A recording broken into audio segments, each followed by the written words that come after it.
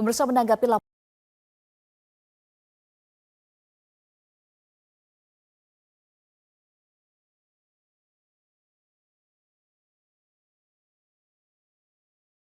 Usman.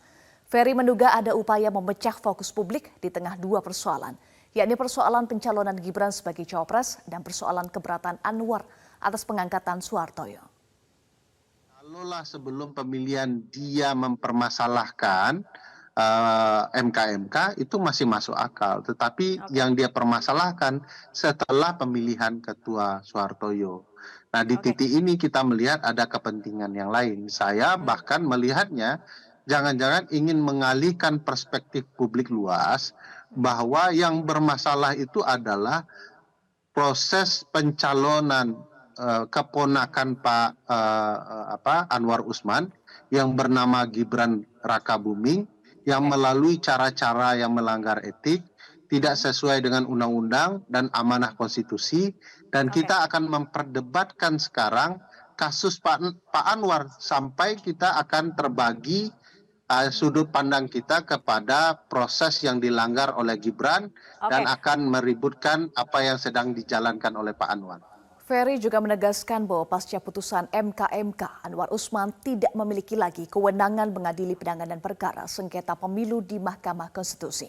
Sehingga upaya yang tengah dilakukan oleh Anwar Usman adalah agar Anwar Usman bisa kembali memiliki pengaruh di MK, khususnya dalam penanganan perkara pemilu.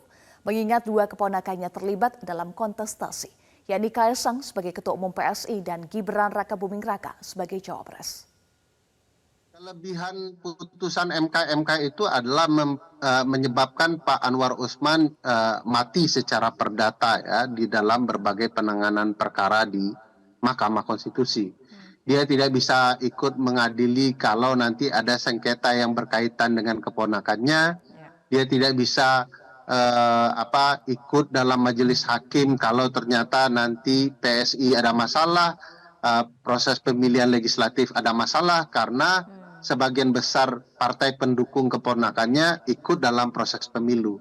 Jadi hampir bisa dipastikan beliau tidak bisa ikut menjadi majelis hakim dalam berbagai perkara perselisihan hasil pemilu dari pemilu serentak di bulan Februari hingga kemudian pemilihan umum kepala daerah di November atau September 2024. Nah, ini kan membuat dia kebingungan karena dia tidak memiliki kuasa lagi mempengaruhi proses persidangan.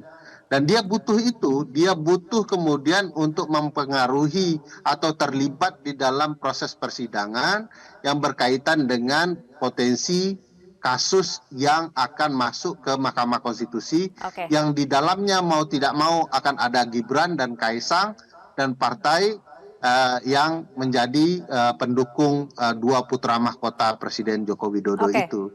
Nah, di titik inilah dia ingin kembali terlibat kurang lebih. Jelajahi cara baru mendapatkan informasi. Download Metro TV Extend sekarang.